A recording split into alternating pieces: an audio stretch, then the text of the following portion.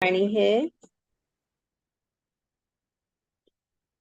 कबीरा तेरी झोंपड़ी गलकटियन के पास, जो करेगा सो भरेगा, तू क्यों भयो उदास। तो इसमें भाव यही है कि कबीर दास जी की झोंपड़ी कसाई के पास के घर के पास ही थी। तो वो कसाई जानवरों को काटता है तो वो देखकर कबीर दास जी उदास होते थे। तो उन्हें यही भाव मिला कि जो करेगा सो भरेगा, तू क्यों भयो उदास।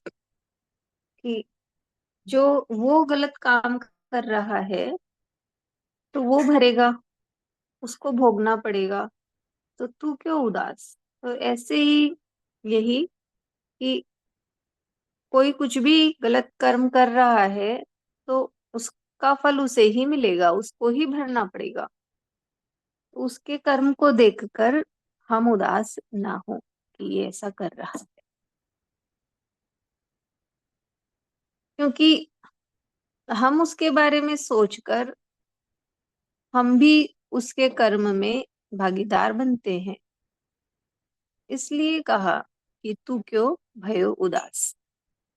तो इसलिए कोई जो कुछ भी कर रहा है उसको हम देखकर अपने मन को खिन्न ना करें, उदास ना करें। क्योंकि जो जैसा कर्म करता है उसको वैसा फल भोगना पड़ता है। और दूसरी खुल गई वाणी स्पष्ट, संसार में रहते हुए गुण दोष नहीं देखना। स्पष्ट हो गई, गुण दोष देखना हमारा काम नहीं है। क्योंकि गुण दोष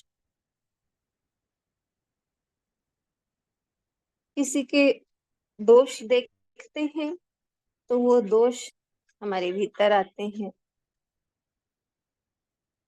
किसी के भी दोष देखें और किसी के गुण देखते हैं तो हम उसके फैन हो जाते हैं, तो हमारा मन भी उससे बंध जाता है। और दोष देखते हैं तो उससे भी हमारा मन बंध जाता है। कर्म बनते हैं फिर वो हमें काटने पड़ते हैं। और गुण भी देखते हैं तो भी हमारा मन उनसे बंध जाता है। यानी राग और द्वेष दोनों।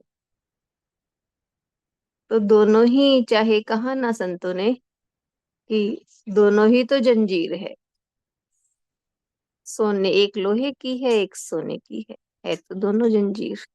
यानी दोनों, हमारा मन तो बंधन में ही बंधा पड़ा है, मुक्त कहाँ हुआ। इसलिए मुक्त होना है तो गुण दोष नहीं देखना।